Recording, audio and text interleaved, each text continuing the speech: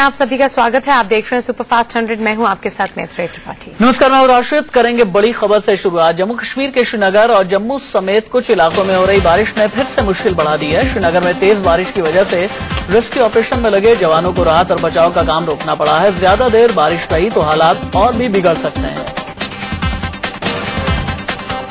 जम्मू कश्मीर में बाढ़ से मरने वालों का आंकड़ा 250 के पार पहुंच गया है। रेस्क्यू ऑपरेशन के जरिए अब तक करीब 1.5 लाख लोगों को बचाकर सुरक्षित जगहों तक पहुंचाया जा चुका है, जबकि अभी भी इससे ज्यादा लोग बाढ़ के बीच फंसे हुए हैं। श्रीनगर में बाढ़ से हालात अभी भी गंभीर बने हुए हैं। रेडियो कॉलोनी इलाके में अभी भी कई फीट तक बाढ़ का पानी भरा हुआ है। दर्जनों गाड़ियां बाढ़ के पानी में डूबी हुई हैं। श्रीनगर के राजबाग इलाके में भी सैलाब ने भारी तबाही मचाई। यहां बाढ़ से दर्जनों मकान जमींदोज हो गए हैं और कई मकानों के धराशायी होने का खतरा है। बाढ़ के पानी से मकानों की नींव कमजोर हो गई है।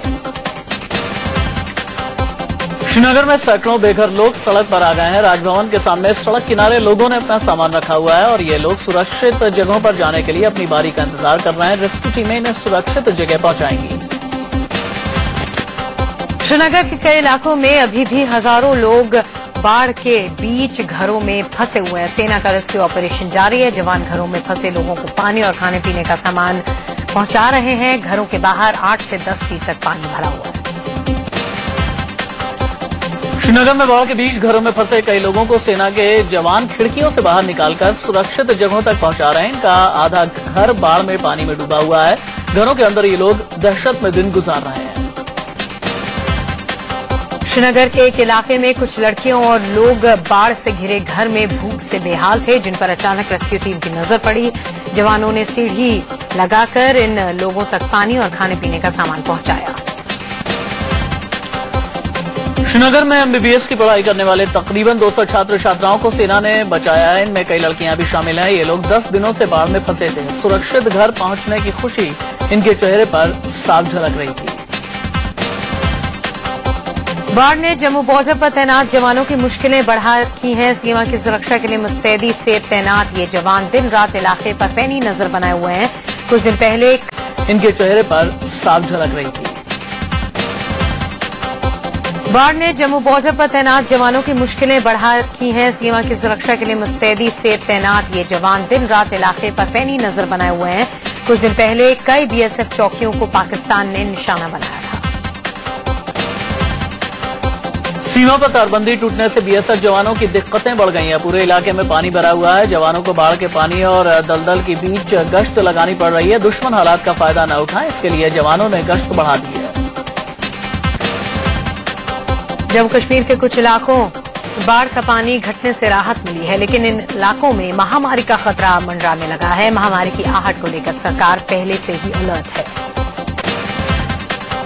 जम्मू कश्मीर में बाढ़ से निपटने के लिए सीएम उमर अब्दुल्ला सर्वदलीय बैठक बुला चुके हैं। बैठक में बाढ़ के संकट से तेजी से निपटने की रणनीति पर मंथन हुआ। पीडीपी नेता महबूबा मुफ्ती, कांग्रेस के सैफुद्दीन सोज समेत कई नेता मीटिंग में मौजूद रहे। केंद्रीय मंत्री जितेंद्र सिंह ने जम्मू कश्मीर के बाढ़ प्रभावित इलाकों का हवाई सर्वे किया। इस दौरान उन्होंने उधमपुर का भी जायजा लिया। बाढ़ से हुई तबाही पर चिंता जताते हुए उन्होंने केंद्र की तरफ से हर संभव मदद देने का भरोसा दिया। जम्मू कश्मीर के पुंछ पहुंचे केंद्रीय स्वास्थ्य मंत्री डॉक्टर हर्षवर्धन ने बाढ़ प्रभावित इलाकों का दौरा किया। उन्होंने कहा, बाढ़ के बाद फैलने वाली महामारी को रोकने के लिए वो जरूरी कदम उठा रहे हैं। जम्मू कश्मीर सरकार के 7 मंत्रियों के एक डेलीगेशन ने पीएम आवास में प्रधानमंत्री मोदी से मुलाकात की। उन्होंने जम्मू कश्मीर में आई बाढ़ को लेकर प्रधानमंत्री से वहां के हालात पर बातचीत की। सूचना प्रसारण मंत्रालय ने जम्मू कश्मीर में बाढ़ पीड़ितों को बीएसएनएल नेटवर्क से मुफ्त में बात करने की सुविधा दी है। बीएसएनएल की एक सेवा 1 हफ्ते के लिए दी जा रही है। जम्मू कश्मीर में आई बाढ़ में जो लोग फंसे हैं उनमें रायबरेली के मेरुई गांव के 2 दर्जन से ज्यादा लोग भी शामिल हैं। घर वाले उनकी सलामती को लेकर चिंतित हैं और उनके घर लौटने का बेसब्री से इंतजार कर रहे हैं। दिल्ली की जवाहरलाल यूनिवर्सिटी में हुए छात्र संघ चुनाव के नतीजों का ऐलान कर दिया गया है। 4 सीटों पर आईसा के उम्मीदवारों ने बाजी मारी है। जीत के बाद आईसा के छात्रों ने जमकर जश्न मनाया। जेएनयू में अध्यक्ष पद पर आयसा के आशुतोष कुमार ने जीत हासिल की, जबकि उपाध्यक्ष पद पर अनंत प्रकाश ने बाजी मारी। वहीं सचिव के पद पर चिंटू कुमारी जीती, जबकि संयुक्त सचिव के पद पर शफकत हुसैन विजयी रहे।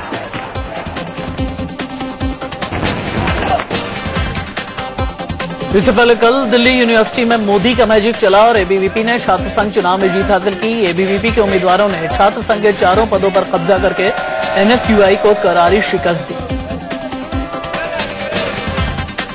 डीयू में अध्यक्ष पद पर एबीवीपी के मोहित नागर ने जीत हासिल की, जबकि उपाध्यक्ष पद पर एबीवीपी के प्रवेश मलिक ने बाजी मारी। सचिव के पद पर कनिका शेखावत जीती, जबकि संयुक्त सचिव के पद पर आशुतोष माथुर विजयी हुए। गोरखपुर से बीजेपी सांसद योगी आदित्यनाथ आज से आधिकारिक तौर पर गोरखनाथ मठ के महंत बन गए हैं। एक भव्य कार्यक्रम में आज उनका राज तिलक हुआ। नाथ संप्रदाय की परंपरा के मुताबिक तिलक की प्रक्रिया हुई और उन्हें जनेऊ भी भेंट किया गया। गोरखनाथ मठ के महंत रहे अवैधनाथ के निधन के बाद ये जिम्मेदारी योगी आदित्यनाथ को दी गई। शुक्रवार को अवैधनाथ का निधन हो गया था, जिसके बाद उनके उत्तराधिकारी का पीठाधीश्वर पद के लिए अभिषेक किया गया। महंत के तौर पर योगी आदित्यनाथ के तिलक के मौके पर बड़ी संख्या में संत, महंत और धर्माचार्य भी मौजूद रहे। नाथ संप्रदाय की सर्वोच्च संस्था के उपाध्यक्ष, महामंत्री के साथ साथ तमाम पदाधिकारी भी इस कार्यक्रम में शरीक हुए। बीजेपी अध्यक्ष अमित शाह ने योग गुरु बाबा रामदेव के पतंजलि योगपीठ में सेवा सदन का उद्घाटन किया। इस मौके पर अमित शाह बाबा रामदेव के साथ यज्ञ हवन में भी शरीक हुए। आरजेडी अध्यक्ष लालू प्रसाद यादव कल रात दिल्ली पहुंच गए। डॉक्टर्स ने लालू को कुछ दिन आराम करने की सलाह दी है। उनका मुंबई में इलाज चल रहा था और 27 अगस्त को उनकी हार्ट सर्जरी भी हुई थी।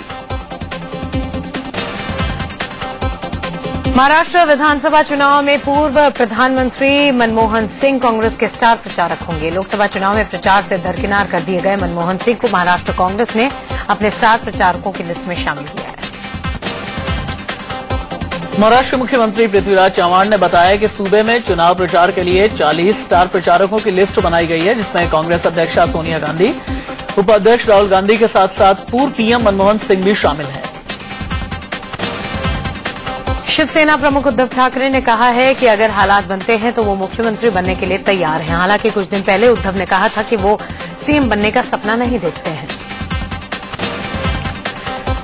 महाराष्ट्र में कांग्रेस और एनसीपी के बीच सीटों को लेकर समझौता होने की खबर है। सूत्रों के हवाले से खबर है कि विधानसभा चुनाव में महाराष्ट्र की कुल 288 सीटों में से कांग्रेस 164 और एनसीपी 124 सीटों पर चुनाव लड़ेगी। 2009 के विधानसभा चुनाव में कांग्रेस 174 और एनसीपी 114 सीटों पर चुनाव लड़ी थी। कांग्रेस इसी फॉर्मूले पर फिर से चुनाव लड़ने की तैयारी में थी, लेकिन एनसीपी नहीं। अब खबर है कि पिछली बार के मुकाबले कांग्रेस एनसीपी को 10 सीटें ज्यादा देने के लिए राजी हो गई है। 2009 में कांग्रेस ने 174 में से 82 सीटें जीती थी, जबकि एनसीपी के खाते में 114 में से 62 सीटें आई थी। महाराष्ट्र में इस वक्त दोनों की गठबंधन सरकार है।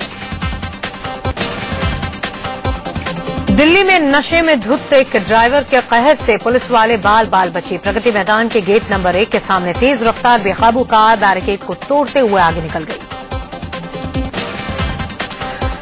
कार की रफ्तार इतनी तेज थी कि वो बैरिकेड को 50 मीटर तक घसीटते हुए ले गई। कार का अगला हिस्सा बुरी तरह से क्षतिग्रस्त हो गया। बैरिकेड पर चेकिंग कर रहे जवान इस हादसे में बाल बाल बच गए। हादसे के बाद पुलिस ने कार के ड्राइवर को पकड़ लिया। ड्राइवर नशे में धुत होकर कार चला रहा था। हिरासत में लेकर कार ड्राइवर से पूछताछ की जा रही है। दिल्ली के बुद्ध जयंती पार्क में एक लड़की की लाश मिलने से सनसनी फैल गई। लड़की करीब 4 दिन पहले पहाड़गंज इलाके से गायब हुई थी। पुलिस ने शव को कब्जे में लेकर जांच शुरू कर दी है। दिल्ली के मुनिरका इलाके में नॉर्थ ईस्ट के एक शख्स के साथ मारपीट का मामला सामने आया है। युवक के मुताबिक घर से निकलते वक्त कुछ स्थानीय लोगों ने पहले गाली गलौज की और फिर विरोध करने पर उसके साथ मारपीट की गई। सोनी पुलिस ने युवक की शिकायत पर मामला दर्ज कर जांच शुरू कर दी है, जबकि घायल युवक को पुलिस ने अस्पताल में भर्ती कराया है। पुलिस के मुताबिक कुल 5 लोगों ने युवक के साथ मारपीट की, जिसमें 3 नाबालिग बताए जा रहे हैं। ग्रेटर नोएडा में बाइक सवार बदमाशों ने एक युवक की गोली मारकर हत्या कर दी। युवक जिम करके दोस्त के साथ बाइक से घर लौट रहा था, तभी रास्ते में बदमाशों ने उसे गोली मार दी। हत्या के पीछे जमीन का विवाद माना जा रहा है। मध्य प्रदेश के भिंड में छात्रों के दो गुटों के बीच जमकर मारपीट हुई है। एक गुट के छात्रों ने दूसरे गुट के छात्रों को बुरी तरह पीटा। छात्रों की गुंडागर्दी की ये तस्वीरें कैमरे में कैद हो गईं। आधे घंटे तक छात्रों के इस हंगामे के चलते अफरा तफरी मची रही। छात्रों के बीच मारपीट की यह घटना भिंड के सिटी कोतवाली इलाके की हाउसिंग कॉलोनी में हुई। ये सभी छात्र एक कोचिंग सेंटर के हैं। इस इलाके में अवैध रूप से कोचिंग सेंटर चलते हैं और आए दिन किसी न किसी बात पर छात्रों में आपस में मारपीट होती रहती है। यूपी के फिरोजाबाद में गुस्साए लोगों ने जेब काटते हुए एक युवक को रंगे हाथ पकड़ा और फिर उसकी जमकर पिटाई कर दी। शिकोहाबाद इलाके में ये युवक एक शख्स की जेब काट रहा था। इसी दौरान लोगों ने पकड़ लिया और पीट दिया। यूपी के अलीगढ़ से बाइक चोरी की हैरान करने वाली तस्वीरें सामने आई हैं। सीसीटीवी में कैद तस्वीरों में साफ दिख रहा है कि कैसे एक चोर बाइक पर आकर बैठ जाता है और लॉक खोलकर बाइक लेकर फरार हो जाता है। चोरी की वारदात को उसने महज 10 मिनट में अंजाम दिया। राजस्थान के उदयपुर में उस समय अफरा तफरी मच गई जब सुखेर इलाके में एक कार में भीषण आग लग गई। कार का ड्राइवर पेट्रोल भरवाने के बाद कुछ ही दूर चला था कि कार में आग लग गई। गनीमत रही कि आग लगने के बाद धमाके की यह घटना पेट्रोल भरवाते समय नहीं हुई, वरना बड़ा हादसा हो सकता था। हादसे के समय कार में 2 लोग सवार थे जो आग लगते ही कार से सुरक्षित बाहर आ गए। उत्तराखंड के टिहरी में यात्रियों से भरी एक बस नदी में जा गिरी। हादसे के वक्त बस में 33 लोग सवार थे, जिनमें से 16 के मौत की पुष्टि हो चुकी है। मरने वालों की संख्या अभी बढ़ सकती है। ये बस ऋषिकेश से श्रीनगर जा रही थी। टिहरी जिले में नेशनल हाईवे 58 पर जुआलगढ़ मुलेथा इलाके में अनियंत्रित होकर रेलिंग तोड़ती हुई नदी में जा गिरी। बस में फंसे 8 लोगों को निकालकर घायल हालत में अस्पताल में भर्ती कराया गया। श्रीनगर में हुए इस बस हादसे पर मुख्यमंत्री हरीश रावत ने शोक जताया है। मुख्यमंत्री ने इस हादसे में मरने वालों के परिजनों को 1-1 लाख रुपए और घायलों को 50-50 हजार रुपए मुआवजा देने का ऐलान किया। यूपी के जौनपुर में एक प्राइवेट स्कूल की बस पलट जाने से 32 बच्चे घायल हो गए, जिनमें से 6 की हालत गंभीर है। बताया जा रहा है कि रेलवे क्रॉसिंग पर एक बाइक को ओवरटेक करने के चक्कर में यह हादसा हुआ। असम के दरंग जिले में हैंड ग्रेनेड से किए ब्लास्ट में एक व्यक्ति की मौत हो गई, जबकि 4 घायल हो गए। घायलों में 2 की हालत गंभीर है। ब्लास्ट डोलगांव इलाके के बरगोरा चाय बागान में किया गया। यूपी के श्रावस्ती में तेज रफ्तार गाड़ी ने 6 साल की एक बच्ची को कुचल दिया, जिससे मौके पर ही उसकी मौत हो गई। बच्ची को रोकने वाला ड्राइवर गाड़ी लेकर मौके से फरार हो गया। यूपी के हापुड़ में सीवर लाइन की सफाई के दौरान हुए जहरीली गैस के रिसाव से 2 मजदूरों की मौत हो गई, जबकि एक को गंभीर हालत में इलाज के लिए दिल्ली रेफर किया गया। हादसे के बाद ठेकेदार फरार हो गया। बिहार के नालंदा में एक युवक ने अपनी प्रेमिका के कमरे में फांसी लगाकर खुदकुशी कर ली। प्रेमिका से हुई कहासुनी के बाद उसने यह कदम उठाया। लखनऊ के थाना कैंट इलाके में लोको सर्विस स्टेशन के पास नशे की हालत में एक लड़की पड़ी मिलने से हड़कंप मच गया। पुलिस ने लड़की को अस्पताल पहुंचाया। लड़की ने अपने एक साथी पर नशीली चीज खिलाकर रेप करने का आरोप लगाया है। लड़की के मुताबिक वो गोरखपुर की रहने वाली है। वो करीब हफ्ते भर पहले लखनऊ आई थी और चारबाग रेलवे स्टेशन के पास रह रही थी। वहीं से उसे उसका दोस्त घुमाने के बहाने ले गया, नशीली चीज खिलाकर उसके साथ रेप किया। बिहार के दरभंगा में 9 साल की एक बच्ची से रेप का मामला सामने आया है। 3वीं में पढ़ने वाली बच्ची स्कूल गई थी, जहां मौका पाकर गांव के ही एक युवक ने उससे दुष्कर्म किया। मुंबई से सटे थाने में हाई प्रोफाइल सेक्स रैकेट का भंडाफोड़ हुआ है। पुलिस ने 2 अलग अलग जगहों पर छापा मारकर 3 महिला दलालों के चंगुल से 8 लड़कियों को छुड़ाया। छुड़ाई गई लड़कियों को महिला सुधार गृह भेज दिया गया है। महाराष्ट्र के जलगांव में एक स्कूली छात्रा से छेड़छाड़ का मामला सामने आया है। आरोप है कि 10वीं में पढ़ने वाली छात्रा के साथ स्पोर्ट्स टीचर ने अश्लील हरकत की।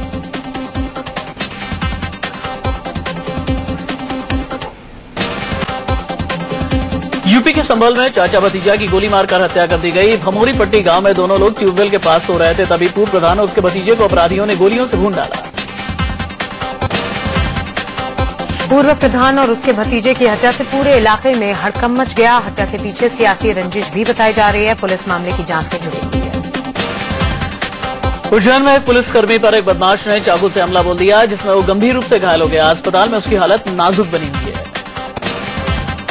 गुड़गांव के धनकोट के दया विहार ग्रेस मिशन स्कूल में बच्चों के परिजनों ने जमकर हंगामा किया। इनका आरोप है कि स्कूल में बाहरी लड़के घुस जाते हैं और लड़कियों के साथ छेड़खानी किया करते हैं।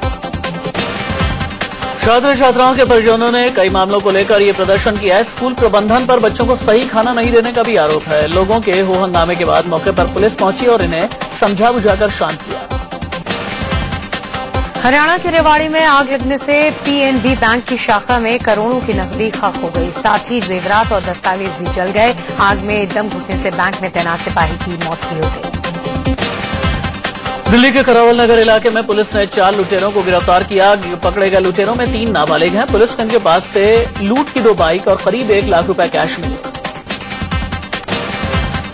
दिल्ली में नारकोटिक्स कंट्रोल ब्यूरो ने दिल्ली हरियाणा बॉर्डर से 31 किलो हेरोइन के साथ 3 लोगों को गिरफ्तार किया है। इसमें से एक अफगानी मूल का शख्स शामिल है। बरामद हेरोइन की कीमत लगभग 130 करोड़ बताई जा रही है। दिल्ली के मायापुरी इलाके में पुलिस ने फर्जी कागजात पर बैंक से 40 लाख का होम लोन कराने की कोशिश कर रहे 3 लोगों को गिरफ्तार कर लिया। इनके पास से 12 मोबाइल, 1,80,000 कैश, कई चेकबुक, पासबुक और 2 कार बरामद हुई। यूपी के अंबेडकर नगर के टांडा इलाके में भारी बारिश के बीच एक स्थिर शख्स 500 फीट ऊंचे मोबाइल टावर पर चढ़ गया और जोर से बारिश रोकने की गुहार लगाने लगा। घंटों बाद फायर ब्रिगेड की टीम की मदद से उसे नीचे उतारा गया। यूपी के सुल्तानपुर में मिड डे मील में गड़बड़ी को लेकर सैकड़ों गांव वालों ने 4 घंटे तक हाईवे जाम कर जमकर हंगामा किया। मिड डे मील खाने से दर्जनों बच्चों की तबीयत खराब हो गई। बच्चों की तबीयत बिगड़ने पर परिजन बौखला गए। यूपी के सरधना से विधायक और बीजेपी नेता संगीत सोम ने राजस्थान के सालासर बालाजी मंदिर में मत्था टेका। सोम ने कहा कि चुरू के इस प्रसिद्ध मंदिर में उन्होंने देश में सुख शांति की दुआ मांगी। मध्य प्रदेश के दमोह में एक युवक को चोरी के आरोप से खुद को बेकसूर साबित करने के लिए अग्नि परीक्षा देनी पड़ी। पंचायत के आदेश पर युवक को खोलते तेल की कड़ाई में हाथ डालकर एक पत्थर निकालना था। इसकी हथेली जलती तो ये चोर माना जाता। युवक ने खोलते हुए तेल से भरी कड़ाही में हाथ डालकर पत्थर निकाला और पंचायत के मुखिया को थमा दिया। गनीमत रही कि ऐसा करने पर युवक के हाथ जले नहीं, वरना उस पर लगा चोरी का आरोप साबित हो जाता और उसे सजा भुगतनी पड़ती। अग्नि परीक्षा का ये सिलसिला दमोह के किल्लाई गांव में पारधी समाज में सालों से चला आ रहा है, लेकिन इसे रोकने के लिए कभी किसी स्तर पर पहल नहीं की गई। कई बार इस कवायद में लोगों के हाथ बुरी तरह झुलस चुके हैं, लेकिन ये सिलसिला जारी है। दिल्ली मेट्रो में डोरेमोन, छोटा भीम, चाचा चौधरी जैसे कार्टून खरीदार मेट्रो की सफाई, सुरक्षा और मेट्रो के नियमों के बारे में जागरूक करेंगे। मेट्रो प्रबंधन अवेयरनेस वीडियो बनाने की तैयारी भी कर रही है, जिसे मेट्रो के अंदर दिखाया जाएगा। दिल्ली के रामलीला मैदान में होने वाली रामलीला की तैयारी शुरू हो गई है। दशहरे में रावण दहन के मौके पर राजनाथ सिंह, नितिन गडकरी, फिल्म अभिनेता गोविंदा, रवीना टंडन भी मौजूद रहेंगे। अभी पीएम मोदी के पहुंचने की आधिकारिक पुष्टि नहीं हुई है। टीम इंडिया के क्रिकेटर भुवनेश्वर कुमार ने अपने शहर मेरठ में शिव हनुमान मंदिर में परिवार के साथ पूजा की। उनके पिता ने बताया कि दादी के श्राद्ध के मौके पर यह पूजा रखी गई थी।